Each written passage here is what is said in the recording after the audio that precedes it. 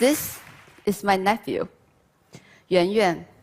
He's 5 years old, super adorable.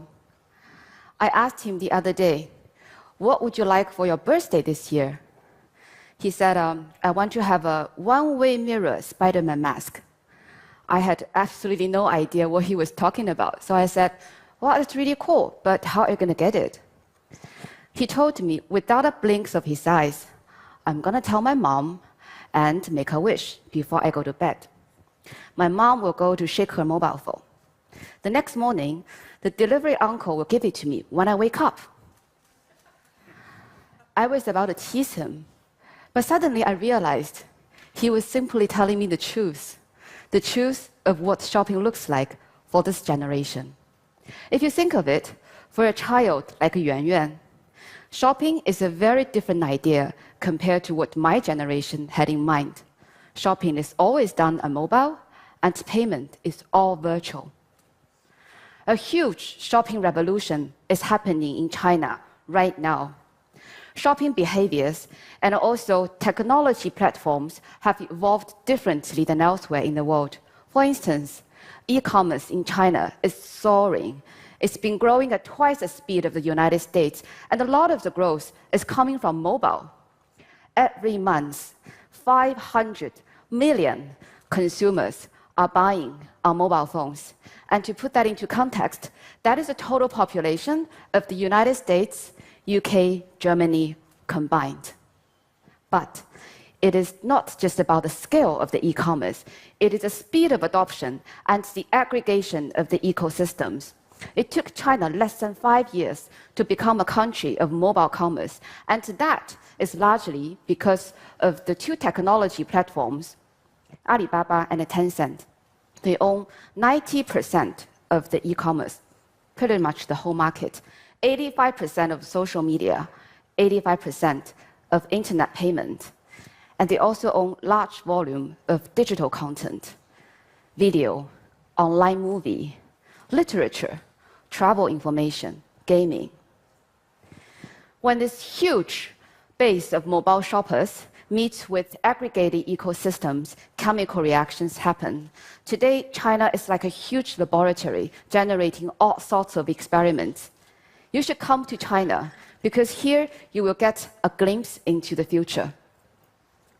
One of the trends I have seen concerns the spontaneity of shopping. 5 years ago, in a fashion study, we found that on average, a Chinese consumer will be buying 5 to 8 pairs of shoes. This number tripled to reach about 25 pairs of shoes a year. Who would need so many pairs of shoes? So I asked them, what are the reasons you buy? They told me a list of inspirations, blogs, celebrity news, fashion informations. But really, for many of them, there was no particular reason to buy. They were just browsing on their mobile site and then buying whatever they saw.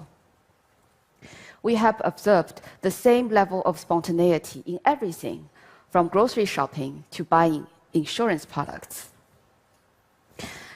But it is not very difficult to understand if you think about it. A lot of the Chinese consumers are still very new in their middle class or upper middle class lifestyle with a strong desire to buy everything new, new products, new services. And with this integrated ecosystem, it is so easy for them to buy one click after another. However, this new shopping behavior is creating a lot of challenges for those once dominant businesses. The owner of a fashion company told me that he's so frustrated because his customers keep complaining that his products are not new enough. Well, for a fashion company, really bad comment. And he already increased the number of products in each collection. Doesn't seem to work. So I told him, there's something more important than that. You've got to give your consumer exactly what they want when they still want it. And he can learn something from the online apparel players in China. These companies, they collect real consumer feedback from mobile sites, from social media, and then their designers will translate this information into product ideas and then send them to micro studios for production.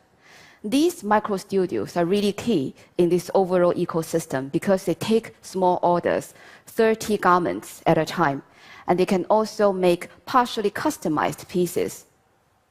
The fact that all these productions, design, are done locally, the whole process from transporting to product on shelf or online sometimes takes only 3 to 4 days. That is super fast. And that is highly responsive to what is in and hot on the market. And that is giving enormous headaches to traditional retailers who are only thinking about a few collections a year. Then there's the consumer's need for ultra convenience. A couple of months ago, I was shopping with a friend in Tokyo. We were in the store, and there were 3 to 4 people standing in front of us at the checkout counter. Pretty normal, right? But both of us dropped our selection and walked away. This is how impatient we have become. Delivering ultra convenience is not just something nice to have. It is crucial to make sure your consumer actually buy. And in China, we have learned that convenience is really the glue that will make online shopping a behavior and a habit that sticks. It is sometimes more effective than a loyalty program alone. Take Hema. It's a retail grocery concept developed by Alibaba. They deliver a full basket of products from 4,000 SKUs to your doorstep within 30 minutes. What is amazing is that they deliver literally everything. Fruits, vegetables, of course. They also deliver live fish and also live Alaska king crab. Like my friend once told me, it's really my dream coming true. Finally, I can impress my mother-in-law when she comes to visit me for dinner unexpectedly. Well, companies like Amazon and the Fresh Direct are also experimenting in the same field. The fact that Hema is part of the Alibaba ecosystem makes it faster and also a bit easier to implement. For an online grocery player, it is very difficult, very costly to deliver a full basket quickly. But for Hema, it's got a mobile app, it's got mobile payment, and also it's built 20 physical stores in high-density areas in Shanghai. These stores are built to ensure the freshness of the products. They actually have fish tanks in the store, and also to give locations that will enable high-speed delivery. I know the question you have on your mind, are they making money? Yes, they are making money. They are breaking even. And what is also amazing is that the sales revenue per store is 3 to 4 times higher than the traditional grocery store, and half of their revenue orders are coming from mobile. This is really a proof that by consumer, if you give them ultra convenience they really want in grocery shopping, they're going to switch their shopping behaviors online like in no time. So ultra convenience and spontaneity, that's not the full story. The other trend I have seen in China is social shopping. If you think of social shopping elsewhere in the world, it is a linear process. You pick up something on Facebook, watched it, and you switch to Amazon or brand.com to complete the shopping journey. Clean and simple. But in China, it is a very different thing. On average, a consumer would spend 1 hour on their mobile phone shopping. That's 3 times higher than the United States. Where does that stickiness come from? What are they actually doing on this tiny little screen? So let me take you on a mobile shopping journey that I usually would be experiencing. 11 p.m. Yes, that's usually when I shop. I was having a chat in WeChat chat room with my friends. One of them took out a pack of snacks and posted the product link in that chat room, paid it, because usually I would just click that link and then land on the product page. Lots of information, very colorful, mind-blowing. Watched it, and then a shop assistant came online and asked me, how can I help you tonight? Of course, I bought that pack of snack. What is more beautiful is I know that the next day, around noontime, that pack of snack will be delivered to my office. I can eat it and share it with my colleagues. And the cost of delivery, maximum $1.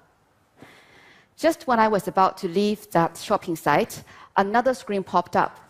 This time, It is the live streaming of a grassroots celebrity teaching me how to wear a new color of a lipstick. I watched for 30 seconds, very easy to understand. And also there's a shopping link right next to it. Clicked it, bought it in a few seconds. Back to the chat room. The gossiping is still going on. Another friend of mine posted the QR code of another pack of snack. Clicked it, bought it. So the whole experience is like you are exploring in an amusement park. It is chaotic, it is fun, and it's even a little bit addictive. This is what's happening when you have this integrated ecosystem. Shopping is embedded in social, and the social is evolving into a multidimensional experiences. The integration of ecosystem reaches a whole new level, so does its dominance in all aspects of our life. And of course, there are huge commercial opportunities behind it. A Chinese snack company, Three Squirrel, built a $500 million business in just 3 years by investing in 300 to 500 shop assistants who's going to be online to provide services 24/7. In this social media environment, they're like your neighborhood friends. Even when you're not buying stuff, they'll be happy to just tell you a few jokes and make you happy. In this integrated ecosystem, social media can really redefine the relationship between brand, retailer, and consumer. These are only fragments of the massive changes I have seen in China. In this huge laboratory, a lot of experiments are generated every single day. The ecosystems are reforming supply chain, distribution, marketing, product innovation, everything. Consumers are giving back the power to decide what they want to buy, when they want to buy it, how they want to buy it, how they want to social. It is now back to business leaders of the world to really open their eyes, see what's happening in China, think about it, and take actions. Thank you.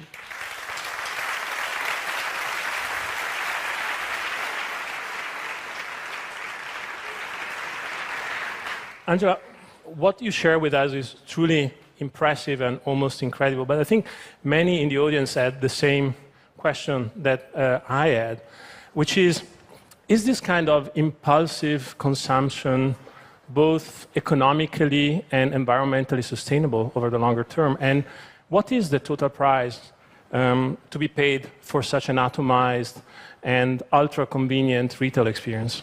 Yeah. One thing we have to keep in mind is really we are at the very beginning of a huge transformation. So with this trading up needs of the consumer, together with the evolution of the ecosystem, there are a lot of opportunities and also challenges. So I've seen some early signs that the ecosystems are shifting their focus to pay attention to solve these challenges. For example, paying more considerations to sustainability alongside just about speed and also quality over quantity. But there are really no simple answers to these questions. That is exactly why I'm here to tell everyone that we need to watch it, study it, and play a part in this evolution. So, thank you very much. Thank you.